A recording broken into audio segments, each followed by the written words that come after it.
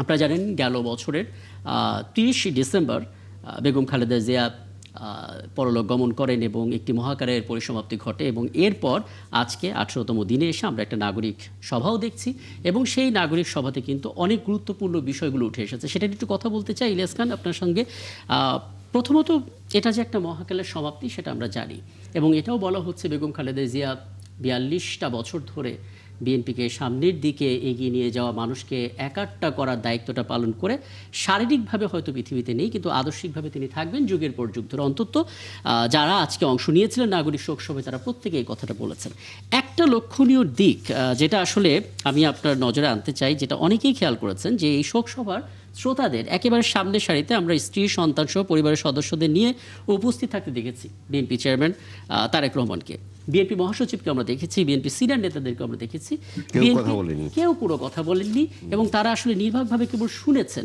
এই যে পরিমিতি বোধ, মানে রাজনীতির যে কালচার সেখান থেকে বেরিয়ে নাগরিক শোক সভা যে নাগরিক শোক সভায় পরিণত হয়েছে, আপনি আসলে কতদিন পরে দেখলেন এরকম আমি আর কখনো দেখিনি। এরকম আপনার চোখে পড়বে না এবং আপনি লক্ষ্য করবেন খুব সুশৃঙ্খল একটি প্রোগ্রাম ছিল এবং জনাব তারেক রহমান তিনি সামনে বসছিলেন অনেকটা মন খারাপ করে, স্বাভাবিক তার কারণ এটা হচ্ছে তার তো এই অর্থের পৃথিবীতে স্ত্রী কন্যা ছাড়া কেউ নেই।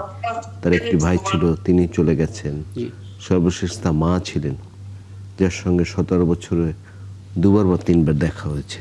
এটা তো তার জন্য খুব বেদনাদায়ক ছিল।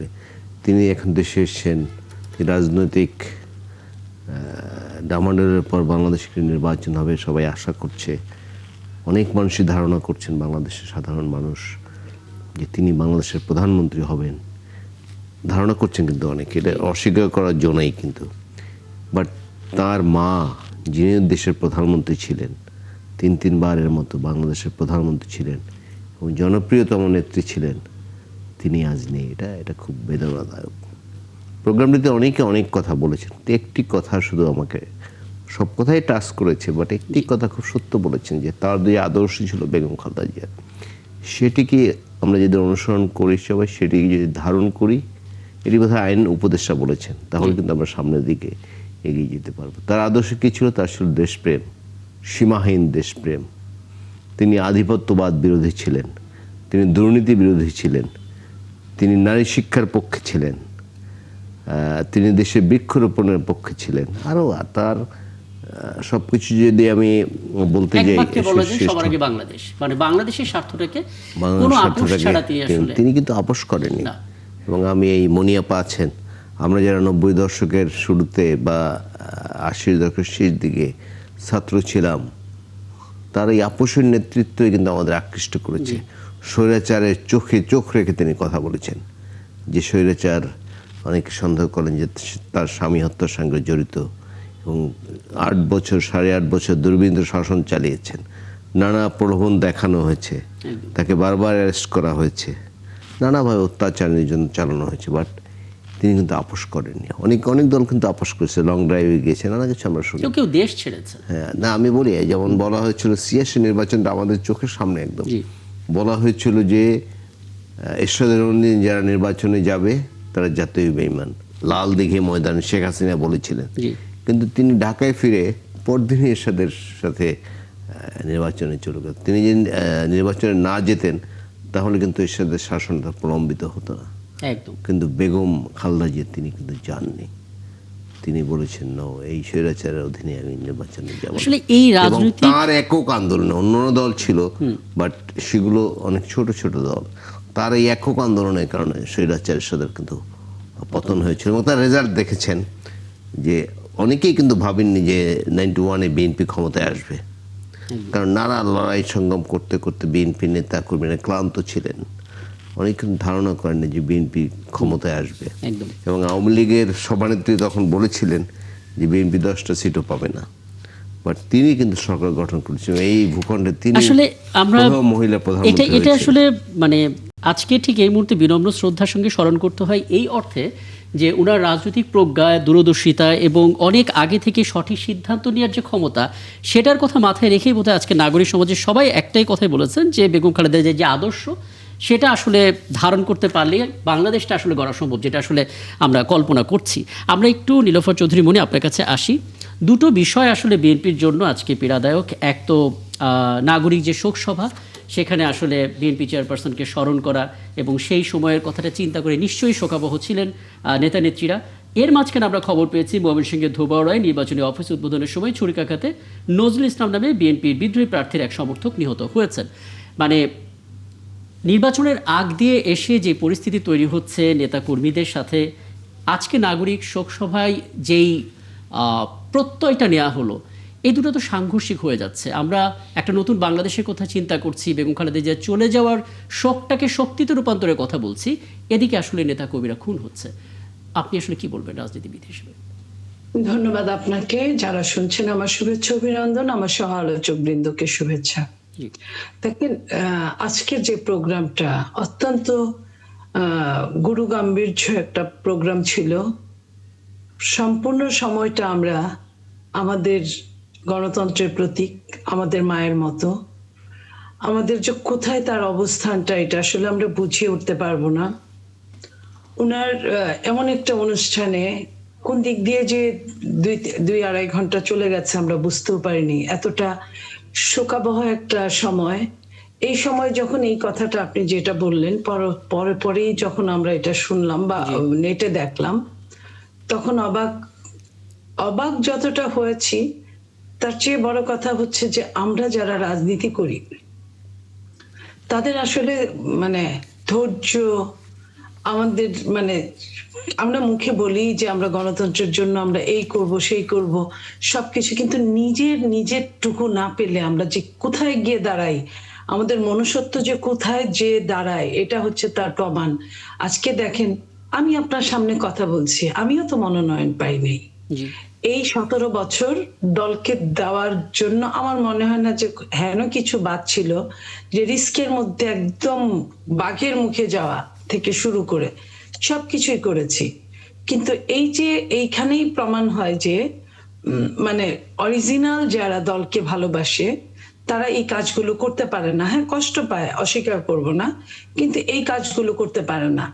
আজকে যিনি বা যারা স্বতন্ত্র দাঁড়িয়েছে এটাও যেমন ঠিক না, যারা তাদের প্রার্থী তাদের কাজ করছে, তাদের ছুরিকাঘাত করেছে, হতে পারে যে কোনো পলিটিক্যাল লোক, কি হতে পারে অন্য দলেরও হতে পারে এই সুযোগটা নেওয়া, বা নিজের দলেরও হতে পারে, তারা কিন্তু দিন শেষে কিন্তু রাজনীতিক পরিচয় তাদের। তো আমরা এখান থেকে বলতে চাই যে অন্য কেউ রাজনৈতিক প্রতিহিংসার শিকার হয়ে এই কাজটা যে করে নাই এটাও বলা যাবে না। এটা আসলে তদন্ত সাপেক্ষে, এবং আমরা আশা করব যে খুব তাড়াতাড়ি এই দোষী সাব্যস্তকারী ব্যক্তিরা যেন অ্যারেস্ট হয়। যে 2 জন অ্যারেস্ট হয়েছে তারা যদি সত্যিকার অর্থে দোষী হয়, তাদের শাস্তি আমরা দাবি করছি। এবং আমরা বারবার যে কথাটা বলছিলাম বর্তমান সরকারকে, যে নির্বাচনের পূর্ব শর্তগুলো কোনোটাই ওইভাবে পালিত হচ্ছে না। তার মধ্যে প্রথম এবং প্রধানতম শর্ত হচ্ছে এই যে আপনার অস্ত্র, এই যে ইল্লিগাল অস্ত্র, খোয়া যাওয়া অস্ত্র, এই অস্ত্রগুলো কোনোটাই সরকার বের করতে পারে নাই। সরকার যেটা চাইলে বের করতে পারতেন। এবং এই যে এইখান থেকে আমরা আশঙ্কা করছি যে মাত্র 22 তারিখের পর থেকে কি হবে আমরা জানি না। 20 তারিখের পর থেকে, যখন 22 তারিখ থেকে যখন ভোট প্রচারণায় মানুষ সবাই নামবে, প্রার্থীরা, তারপরে কি হবে আমরা জানি না। আমরা চাই যে কথাটা আজকের দেশনেত্রী বেগম খালেদা জিয়ার শোক সভায় হয়েছিল, যে শোককে শক্তিতে পরিণত করতে হবে। দেশনেত্রী বেগম খালেদা জিয়া যেমন বাংলাদেশ চেয়েছিলেন, চাইতেন, যে গণতন্ত্রের জন্য উনি নিজের জীবনকে বিপন্ন করেছেন একটা ফ্যাসিস্টের কাছে, সেইভাবে আমরা আমাদের সামনের দিনে তার সমস্ত কাজগুলোকে আমরা সম্প্রসারণ করতে চাই, এবং সেই মতো আমরা গণতন্ত্রকে সম্প্রসারিত করতে চাই। সেইখান থেকে আমরা বলতে চাই যে সামনের এই নির্বাচনটা হোক শক্তিতে পরিণত, সামনের এই নির্বাচনটা হোক দেশনেত্রী বেগম খালেদা জিয়ার যে চিন্তায় মননে ছিলেন যে গণতন্ত্র, সেই গণতন্ত্র মুক্তি পাক। এই গণতন্ত্র মুক্তি পাওয়ার জন্য সবাই মিলে আমরা কাজ করতে চাই। দেশনেত্রী বেগম খালেদা জিয়া যেমন সার্বজনীন নেতৃত্বে পরিণত হয়েছিলেন শুধুমাত্র গণতন্ত্রকে ভালোবাসার জন্য, গণতন্ত্রের জন্য কাজ করার জন্য, জি। সেই কাজটা জিয়ে রাখতে চাই বাংলাদেশের আগামী দিনের এই যে প্রত্যাশা, গণতন্ত্রকে সমুন্নত রাখতে। হ্যাঁ, এটাই আমরা প্রত্যাশা করছি। আপনার এই প্রত্যাশা নিয়ে এই অংশের অন্তত এই আলাপটুকু আমরা থামালাম। এরপর আরও অনেক কিছু বিষয় আছে, সেগুলো নিয়ে একটু কথা বলবো। ইলিয়াস খান, আপনি তো আমাদের সঙ্গে আছেন। আমি অ্যাডভোকেট আতিকুর রহমান আপনার কাছে আসবো। তার আগে বেশ কিছু বিষয় আসলে ইসলামী আন্দোলনের পক্ষ থেকে বলা হয়েছে, সেগুলো একটু একসাথে নিয়ে তারপর আপনার কাছে আসার চেষ্টা করি। শায়েখতেখার তারিক, আপনার সঙ্গে এই তো গেল 2-3 দিন আগে কথা হচ্ছিল, 3 দিন আগে কথা হচ্ছিল, এবং আপনি খুব চমৎকার করে পারস্পরিক শ্রদ্ধাবোধ রেখে স্পষ্ট করে আপনাদের দিক থেকে যে অভিযোগগুলো ছিল সেগুলো জানিয়েছিলেন, যেগুলোর মধ্যে বলছিলেন যে ক্ষমতার জন্য শরিয়া আইন থেকে জামাতে ইসলাম অনেকটাই সরে গেছে, তারা জাতীয় পার্টির মতো আচরণ করছে এবং একটা অবিশ্বাস তৈরি হয়েছে, আরও নানা কিছু। আজকে বলা হয়েছে জামাত ইসলামীর যিনি আমির, তিনি আসলে ইসলামী আন্দোলনের আমিরকে কটাক্ষ করেছিলেন, এবং কটাক্ষ করার ইস্যুটা ছিল 9 ডিসেম্বর প্রথম আলো যে জরিপটা ছিল, সেই জরিপে ইসলামী আন্দোলনের যে আসন সংখ্যা বা জনপ্রিয়তার যে স্ট্যাটিস্টিক্স, সেই সংখ্যাটা খুব কম ছিল, সেটাকে সামনে এনে একটা ইঙ্গিত দিয়েছিলেন, একটা অভিযোগ আপনাদের পক্ষ থেকে করা হচ্ছিল। একটু বলবেন আসলে এই সমস্ত অভিযোগের ভিত্তিতে আপনারা যাচ্ছেন না, এটা আজকে জানিয়ে দিলেন আপনারা, কোনো ব্যাখ্যা শেষ মুহূর্ত পর্যন্ত কি জামাত ইসলামের পক্ষ থেকে পেয়েছিলেন, বা দ্বিতীয়বার আপনাদের 11তে পরিণত হওয়ার কোনো সম্ভাবনা কি আছে? ধন্যবাদ আপনাকে। যারা এই আলোচনায় যুক্ত রয়েছেন সেই আলোচকদেরকেও ধন্যবাদ জানাচ্ছি, এবং সেই সঙ্গে যারা এই মুহূর্তে এই অনুষ্ঠানটি দেখছেন সেই সমস্ত দর্শকদেরকে ইসলামী আন্দোলন বাংলাদেশের পক্ষ থেকে আন্তরিক শুভেচ্ছা ও অভিনন্দন জানাচ্ছি। জি। আপনি যে প্রশ্নটি করেছেন, এই প্রশ্নের উত্তরে আমি একটি কথাই বলতে চাই। দেখুন, আমাদের জীবনের কোনো উদ্যোগই সব উদ্যোগ যে সফল হবে এর কোনো গ্যারান্টি নেই। আমরা ব্যবসায়িক অনেক উদ্যোগ গ্রহণ করি, সব উদ্যোগ সবসময় সফল হয় না, কিন্তু তার মানে কি এই যে আমাদের যে উদ্যোগটা নিয়েছিলাম সেই উদ্যোগটা আমাদের জীবনের কোনো কালিমালিপ্ত অধ্যায় না, কালিমালিপ্ত অধ্যায় না। এই ঠিক তেমনি ভাবে রাজনীতিতে কখনো কখনো কোনো উদ্যোগ গ্রহণ করা হয়, হয়তো সেই উদ্যোগ কখনো সফল হয়, কখনো সফল হয় না। আমাদের এই উদ্যোগটা সফল হয়নি আমরা মনে করছি। এই কারণে আমরা অন্যদেরকে বিষোদ্গার বা অন্যদের প্রতি অশ্রদ্ধা প্রদর্শন করতে চাই না। আমরা 10 দলীয় যে এখন সমঝোতা বা জোট যাই বলি না কেন যেটা আছে, তাদের প্রতি শুভকামনা জানাচ্ছি। আমরা শেষ মুহূর্ত পর্যন্ত চেষ্টা করেছি 3টি বিষয়ে আমরা সমাধান চেয়েছিলাম। 1 নাম্বার হচ্ছে আদর্শিক, 2 নাম্বার হচ্ছে রাজনৈতিক, এবং 3 নাম্বারটা হচ্ছে আত্মসম্মানের প্রশ্ন।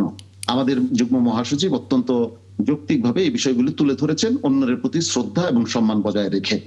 আমরা শেষ পর্যন্ত অপেক্ষা করেছি, কিন্তু সেটা সফল হয়নি, যার কারণে আমরা সিদ্ধান্ত গ্রহণ করেছি। আমরা যেহেতু একটি আদর্শিক রাজনৈতিক দল, আমরা একটা আদর্শকে উপস্থাপন করি এবং সেটা বিশ্বাস করি, অতএব সেই আদর্শ ব্যতিরেকে কোনো সেকুলার দলে, সেকুলার জোটে যুক্ত হওয়ার কোনো সঙ্গত কারণ আমাদের কর্মীদের সামনে আমরা উপস্থাপন করতে পারবো না, এবং জনগণকে আমরা বিভ্রান্ত বা প্রতারিত করতে পারবো না। কেননা আপনারা জানেন এই সমঝোতার উদ্যোগটাই গ্রহণ করা হয়েছিল ওয়ান বক্স পলিসি, মানে ইসলামের পক্ষে যারা আছেন তাদের ভোটগুলি এক বাক্সে পড়বে। এখন ইসলাম যখন উপেক্ষিত এবং ইসলাম যখন এখান থেকে আলাদা হয়ে গেল, এটা যখন আলোচনাই নাই।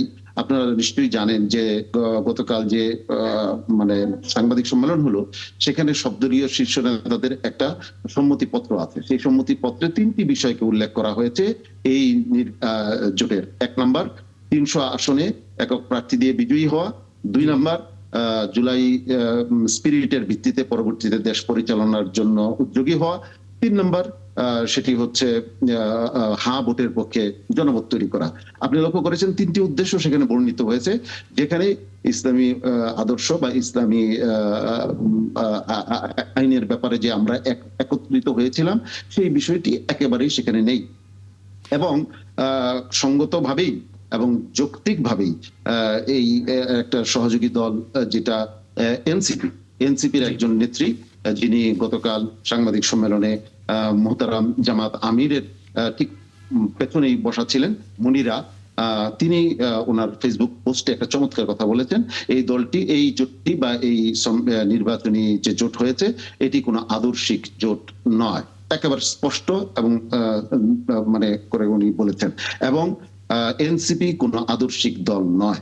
তো অতএব আমার মনে হয় যে আমরা একে অপরের প্রতি কোনো আক্রমণাত্মক মনোভাবের কোনো প্রয়োজন নেই। আমরা ওই জোটের প্রতি বা ওই শুভকামনা রইল, তারা ভালো করুন, তারা দেশের জন্য কল্যাণকর কিছু আনুন, এটা আমাদের প্রত্যাশা থাকবে। এটা খুব চমৎকার একটা কথা বলেছেন আপনি। মানে রাজনীতির মধ্যে সমঝোতার চেষ্টা হবে, সেই চেষ্টা না হওয়া বা ব্যর্থ হওয়ার উদ্দেশ্য এটা না যে এক দল আরেক দলকে আক্রমণ করবে। অন্তত নতুন বাংলাদেশে যেটা কথা বলি সেই কালচারটা এখানে থাকবে না। একটা ছোট্ট বিষয় একটু বলবেন, আদর্শিক যে পয়েন্ট আপনি বললেন তিনটা, আদর্শিক, রাজনৈতিক এবং আত্মসম্মান, আদর্শিক জায়গাটা কি এটা যে শরিয়া আইনটা কার্যকর করতে হবে, কিন্তু সেই জায়গা থেকে জামাত ইসলামী সরে এসেছে যে অভিযোগটা দেয়া হলো? না, আপনারা নিশ্চয়ই লক্ষ্য করেছেন, তারা আমাদের সম্মানিত ভাই যিনি জামাতের প্রতিনিধি এখানে উপস্থিত আছেন, অ্যাডভোকেট আতিকুর রহমান, অ্যাডভোকেট আতিকুর রহমান, ওনারা কিন্তু ওনাদের জন্মলগ্ন থেকে একটি স্লোগান দিয়েছেন, আল্লাহর আইন চাই, সৎলোকের শাসন চাই। ওনারা যখন মানে এই বিষয়ে যখন ওনাদেরকে প্রশ্ন করা হলো, ওনারা স্পষ্ট এবং ব্যর্থহীন কণ্ঠে ওনারা বলেছেন বলে ওই যে খ্রিস্টান প্রতিনিধি দলের একজন মহিলা এবং ওনাদের অ্যাসিস্ট্যান্ট সেক্রেটারি জেনারেল, ওনারা এই বিষয়টা ব্যর্থহীন ভাবে স্পষ্ট করেছেন আমাদের সামনে যে না, ওনারা এরকম কিছু ভাবছেন না, ওনারা প্রচলিত যে আইন আছে তার মাধ্যমে ওনারা দেশ পরিচালনা করবেন। তো এটা বুঝতে পেরেছি আপনাদের জায়গাটা একত্রিত হওয়ার যে মূল কারণ, একত্রিত হওয়ার যে মূল পয়েন্টটা ছিল, মূল পয়েন্ট এটা ছিল যেটা আপনি আগের দিনও বলেছিলেন, এবং আপনাদের দিক থেকে যে প্রতিনিধি গতকালও ছিলেন তিনিও একই ইঙ্গিত দিয়েছেন। অর্থাৎ আপনাদের জায়গায় ইসলামী দলগুলো যেহেতু শরিয়া আইন এটা অত্যন্ত সংবেদনশীল একটি বিষয় এবং এই জায়গাতে ইসলামী দলগুলো সাধারণত কোনো বিভেদ তৈরি করে না, সেই জায়গাটা বারবার আপনারা বলার চেষ্টা করেছেন। আমি একটু যুক্ত হতে চাই অ্যাডভোকেট আতিকুর রহমান আপনার সঙ্গে, এবং আপনার কাছে অগ্রিম দুঃখ প্রকাশ করে রাখি, কারণ আপনার কথা বলার মাঝখানে আমি হয়তো একটু বিরতিতে যেতে পারি। তারপর আপনি যেগুলো শুনলেন, প্রথমত জামাতের বিরুদ্ধে একটা বড় অভিযোগের জায়গা ছিল, আপত্তির জায়গা ছিল ইসলামী আন্দোলনের পক্ষ থেকে যে আপনারা শরিয়া আইন থেকে অনেকটাই সরে গেছেন, ক্ষমতার জন্য সরে গেছেন, এবং আপনাদের দিক থেকে আসলে যে স্টেটমেন্টটা ছিল বা যে স্লোগানটা ছিল আল্লাহর আইন চাই, সৎলোকের শাসন চাই, এই বক্তব্য থেকে আপনারা বিচ্যুত হয়ে গেছেন, অনেকটা জাতীয় পার্টির মতো আচরণ করতে শুরু করেছেন, একটা অবিশ্বাস দানা বাঁধছে। যদি আপনার দিক থেকে একটু ব্যাখ্যা দিতেন, আপনাদের ভোটারদের জন্য হলো। জি ধন্যবাদ আপনাকে, ধন্যবাদ আমাদের সহ আলোচক এবং দেশবাসী যারা শুনছেন, সবাইকে আমাদের শুভেচ্ছা, সালাম। আমাদের ইফতেখার তারিক ভাই ওনার জায়গা থেকে ওনার বক্তব্য দিয়েছেন। আমি মনে করি এই সমস্ত বক্তব্য হচ্ছে এখন কিছুটা রাজনৈতিক, কারণ আপনারা সবাই জানেন যে টানাপোড়েনটা কি নিয়ে হয়েছিল। মূলত টানাপোড়েনটা হয়েছিল আসন সমঝোতা নিয়ে, এবং এই যে আমাদের 8 দলের যে আগে 11-10 দল হয়েছে এখন, যা নির্বাচনী সমঝোতা ছিল, কোনো জোটও কিন্তু হয় নাই, কিংবা এই জোটের কোনো লক্ষ্য ছিল শরিয়া আইন বাস্তবায়ন করা। এটাকে আপনারা জেনেছেন কখনো? আমরা দেখেছি 5 দফা দাবি নিয়ে আন্দোলন হয়েছে এবং সেটার ভিত্তিতে বিভাগীয় পর্যায়ে সমাবেশ হয়েছে। আমরা কোথাও শুনি, এখানে তো আরো 2 দল ছিল, এখানে আপনার ডেভেলপমেন্ট পার্টি ছিল, জাকপা ছিল না সেখানে। এই নিয়ে তো আমরা চলছি। আমরা একটা নতুন বাংলাদেশে একটা কল্যাণ রাষ্ট্র কায়েমের জন্য আমরা সংগ্রাম শুরু করেছিলাম। এখন আসলে মূলত সমস্যা হচ্ছে আসন সমঝোতা নিয়ে। যেহেতু নানাভাবেই এই জোটটাকে আমরা জনগণের ম্যান্ডেট পাওয়ার জন্য উপযুক্ত করার চেষ্টা করেছিলাম, মূলত ওই জায়গাতে সমস্যা। বাকিগুলো ওনারা এখন একটা ব্যাখ্যা দেওয়া লাগবে জনগণকে, তো ওই ব্যাখ্যা দিয়ে পিছু টান দিচ্ছেন যে আমরা শরিয়া আইন চাই। শরিয়া আইন জামাত ইসলামী চাইবে না কেন? কিন্তু স্যার প্রক্রিয়াটা কি? একটা দেশের শরিয়া এস্টাবলিশমেন্টের তো প্রসেস আছে, সেই প্রসেসে আপনাকে যেতে হবে। জামাত ইসলামী আমরা বলেছি আমাদের একটা আধুনিক ইসলামিক কল্যাণ রাষ্ট্র আমরা করতে চাই, সেটা প্রক্রিয়া, সেটা ধারাবাহিক প্রক্রিয়াতে। কিন্তু কোন দল আমরা আসলে শরিয়া আইন কায়েম করেই ফেলবো এরকম ঘোষণা আগে দিকে বর্তমান রাজনীতি করা যায় বলুন আপনি? আর জামাত ইসলামী, আমরা তো ইসলামী আদর্শের উপর আমরা আছি। দেখুন, ইসলামী আদর্শকে মানতে গিয়ে তো আমাদের নেতারা ফাঁসির মঞ্চে গিয়েছেন না? ইসলামী আদর্শ লালন করার কারণে আওয়ামী লীগ আমাদের 5 নেতা কর্মীকে শহীদ করেছে। এখন যদি এই অভিযোগ আমাদের বিরুদ্ধে দেওয়া হয় আমরা মানে আদর্শ থেকে দূরে সরে গিয়েছি, এটি আসলে সঠিক কোনো মানে বক্তব্য নয়, বরং জনমনে একটা বিভ্রান্তিকর তথ্য জামাত ইসলামীকে নিয়ে। আমরা আমাদের জায়গায় সঠিক আছি। এই জায়গাটাতে আমার সঙ্গে যেহেতু সিনিয়র সাংবাদিক ইলিয়াস খান আছেন, আপনার কথার কিছু পয়েন্ট হয়তো তিনি নোট করেছেন, কিছু হয়তো জানতে চাইবেন। জি, আমি একটি জানতে চাই, আমরা নানা প্রশ্ন বিভিন্ন জায়গায় উত্থাপিত হয়। জি, আপনি যে বলেছেন, উনি যে বললেন যে আদর্শ একটা দলটি আদর্শ নিয়ে তারা রাজনীতি করতে চায়, বাট আপনাদের দলের গঠনতন্ত্র বা যেসব নিয়মকানুন আছে তার মধ্যে একজন বিধর্মীকে যে নমিনেশন দিয়েছেন আপনারা দুজন, এটি কি সাংঘর্ষিক কিনা, না ঠিক আছে, কি বলবেন আপনি? না, ঠিক আছে, আমাদের দলের গঠনতন্ত্রে আছে যে কোনো ব্যক্তি যারা আমাদের সাথে একমত হন তারা দলের সদস্য হতে পারবেন, সেই হিসেবে উনি দল থেকে প্রতিনিধিত্ব করেছেন। না, একমত কিভাবে হবে? আমরা তো এক আল্লাহ বিশ্বাস করি, আমরা যারা মুসলিম তারা তো এক আল্লাহ বিশ্বাস করি, কিন্তু তারা তো অনেক ঈশ্বরে বিশ্বাস করেন। তা এটা আমাদের মানে ধর্ম বিশ্বাসটা আলাদা। হ্যাঁ, তাহলে আপনি কিভাবে বলবেন যে আপনাদের আদর্শ? কিন্তু সেটেল ইস্যু, এটি এখানে আনার প্রয়োজন, ইতিমধ্যে এটা আলোচনা হয়েছে অনেকবার, হয়েছে না? যদি একটু ছোট করে রিভিউ করতেন, কারণ হচ্ছে কি জামাতের গঠনতন্ত্রে সেটা অ্যালাউ করা বলেছি আমরা, আজকে ইস্যু তো সেটা নিয়ে না। আচ্ছা, বুঝতে পারছি। তাহলে আমরা এই আলাপে থাকি। জি, আসন নিয়ে বলছিলেন। যেটা আমরা বলছিলাম যে এখানে মূলত আসন সমঝোতা নিয়ে ওনাদের হয়তো প্রত্যাশা বেশি ছিল, নানা কারণে, যেহেতু অনেকগুলো দল একসাথে, সবাইকে নিয়ে তো আমাদের চলতে হবে, সেই জায়গাতে হয়তো কোনো কারণ ওনাদের প্রত্যাশা জায়গাতে যেতে পারেননি বলে ওনারা কথা বলবো। দেখুন, আচ্ছা, বাকি দল এখানে আছে না? ধরে নিলাম আমরা আদর্শ থেকে বিচ্যুত হয়েছে, এখানে আরো তো 5টা ইসলামী দল এখানে আছে, তারা কি আমাদের মাঝ থেকে চলে গিয়েছেন? মামুন হলাকু দল এখানে আছে না? তো এমন তো হয়নি যে সব ইসলামী দল এখান থেকে চলে গিয়েছেন, ওনারা গিয়েছেন ওনাদের পার্টিকুলার কোন একটা বিষয় নিয়ে, বাকি সবগুলো দল এখানে আছেন এবং 10 দল। আমি আপনার বক্তব্য একেবারে পরিষ্কার। আপনি যেটা আসলে যেগুলো ইসলামী দল, হ্যাঁ, আপনি আসলে মোটা থেকে যেটা বলতে চাচ্ছেন অ্যাডভোকেট আতিকুর রহমান, সেটা হচ্ছে যে ইসলামী আন্দোলন বাংলাদেশ আসলে এই আদর্শিক, রাজনৈতিক, আত্মসম্মান এই কথাগুলোর জন্য না, মূলত আসন সংক্রান্ত সমঝোতা না হওয়ার কারণেই তারা আলাদা হয়ে গেছে। ওটাই মূল কথা, আমরা এটাকে অ্যাভয়েড করতে চাচ্ছেন। তাহলে আর একটা বিষয় যদি আপনি বলেন, তাহলে আমি সাহেব থেকে তারিখের কাছে যাব। সেটা হচ্ছে যে আপনাদের আমির তিনি বলেছেন স্পষ্ট করে যে আপনারা ক্ষমতায় গেলে প্রচলিত আইন অনুযায়ী রাষ্ট্র পরিচালনা করবেন, এবং খ্রিস্টান সম্প্রদায়ের প্রতিনিধির সঙ্গে কথা বলে তিনি জানিয়েছিলেন, এবং সেই খ্রিস্টান সম্প্রদায়ের একজন সম্মানিত নারী তিনি স্পষ্ট করে বলেছেন, আমরা আশ্বস্ত হয়েছি যে জামাতের আমিন শরিয়া আইন প্রতিষ্ঠা করবেন না, এই ওয়াদা তিনি করেছেন, এজন্য আমরা আশ্বস্ত হয়েছি। এর কি কোনো ব্যাখ্যা দিবেন যে শরিয়া আইন আপনারা? দেখুন, ওই বক্তব্যের পরে কিন্তু জামাত ইসলামী বক্তব্য দিয়েছে না, ওই বক্তব্যের ওই সংবাদ সম্মেলনে ব্যাখ্যা দিয়েছেন জামাতের সহকারী সেক্রেটারি জেনারেল। কি ব্যাখ্যা দিয়েছেন?